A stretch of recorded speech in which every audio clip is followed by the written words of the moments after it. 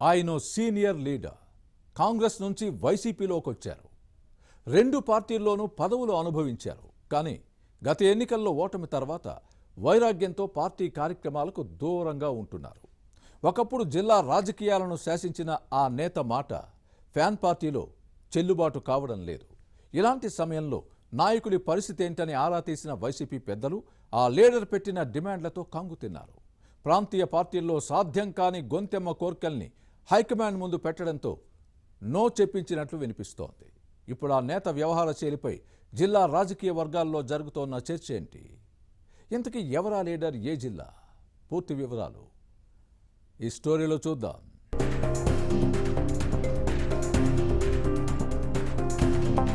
కీలక పదవుల కోసం పార్టీ అగ్రనాయకత్వాన్ని బ్లాక్మెయిల్ చేయడం నేటి రాజకీయాల్లో పరిపాటిగా మారింది. అయితే ప్రాంతీయ పార్టీల్లో వ్యక్తిగత డిమాండ్లకు పెద్దగా ప్రాధాన్యత ఉండదు. పార్టీ అధ్యక్షుడి నిర్ణయమే ఫైనల్. కాదంటే పార్టీకి గుడ్ బై చెప్పాల్సిందే. కానీ శ్రీకాకుళం జిల్లాలో వైసీపీ సీనియర్ నేత ధర్మాన ప్రసాదరావు మాత్రం ఇంకా కాంగ్రెస్ తరహా రాజకీయాలనే ఫాలో అవుతున్నారు. హస్తం పార్టీ అధికారంలో ఉన్నప్పుడు ఈ నేత మాటే చెల్లుబాటు అయ్యేది. పార్టీ వ్యవహారాలన్నీ ఈ మాజీ మంత్రి కనుసన్నల్లోనే జరిగేవి. చెప్పిందే వేదం అన్నట్టుగా హవా సాగింది. అసెంబ్లీ టికెట్ల నుంచి నామినేటెడ్ పదవుల దాకా ఏదైనా శ్రీకాకుళం జిల్లా వరకు ధర్మాన ప్రసాదరావు నిర్ణయమే ఫైనల్. అది ఒకప్పటి మాట. కానీ ఇప్పుడు ధర్మాన ఫ్యాన్ పార్టీలో ఉన్నారు.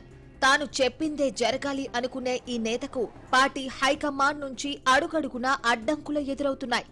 ఒక మాటలో చెప్పాలంటే పార్టీ అధిష్టానానికి ధర్మాన ప్రస్తుతం పెద్ద తలనొప్పిగా మారుతున్నారు. దీనికి కారణం ఇటీవల ఈ నేత వ్యవహరిస్తున్న తీరే అంటున్నాయి సిక్కోలు ఫ్యాన్ పార్టీ వర్గాలు.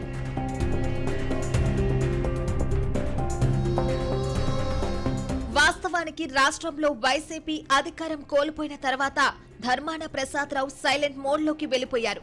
ప్రధాన కార్యక్రమాలకు మినహా మిగిలిన వాటికి హాజరు కావడం లేదు. దీంతో అసలు ధర్మాన ఫ్యూచర్ ప్లాన్స్ ఏంటి, పార్టీ కార్యక్రమాల పట్ల అంటి ముట్టనట్టుగా ఎందుకు ఉంటున్నారు అన్న కోణంలో ఫ్యాన్ పార్టీ పెద్దలు ఆరా తీశారు.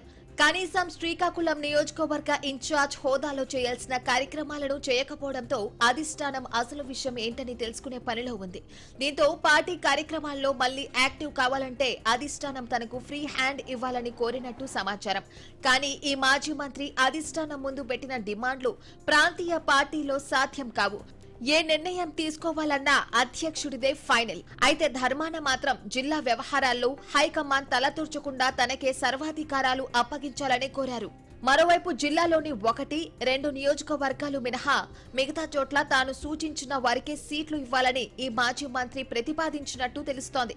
అలా అయితేనే జిల్లా ఫ్యాన్ పార్టీ వ్యవహారాల్లో తన మార్కు చూపిస్తానని హైకమాండ్ పెద్దల దగ్గర చెప్పినట్టు రాజకీయ వర్గాల్లో వినిపిస్తోంది. కానీ ఇవన్నీ గొంతెమ్మ కోరికలని భావిస్తున్నారు.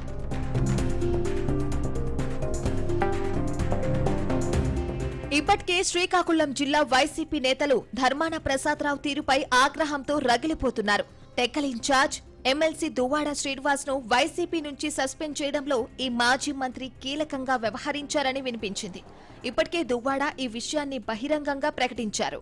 మరోవైపు ఆమదాల వలస, ఇచ్చాపురం ఇన్ఛార్జ్లను మార్చడంలోనూ ధర్మాన ప్రసాదరావు హస్తముందన్న వాదనలు లేకపోలేదు.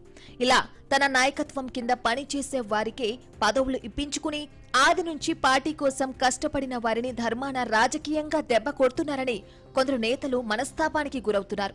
అయితే ఇప్పుడు ఈ నేత జిల్లా పార్టీపై పెత్తనమంతా తనకే ఇవ్వాలని హైకమాండ్ ను కోరడం క్యాడర్లో మరింత అలజడిని సృష్టిస్తోంది. మాజీ మంత్రి పెట్టిన డిమాండ్లపై పార్టీ పెద్దల నుంచి ఎలాంటి సానుకూల సంకేతాలు రాలేదని వినిపిస్తోంది.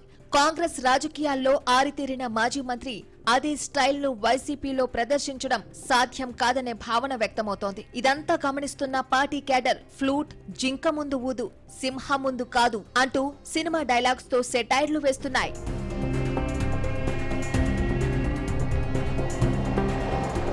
వాస్తవానికి ధర్మాన ప్రసాదరావుది మొదటి నుంచి యాంటీ జగన్ పాలసీ. కాంగ్రెస్ సిద్ధాంతాలను అనువరువున వంట పట్టించుకున్న నేత కొంతకాలం జగన్ కు దూరంగానే ఉన్నారు.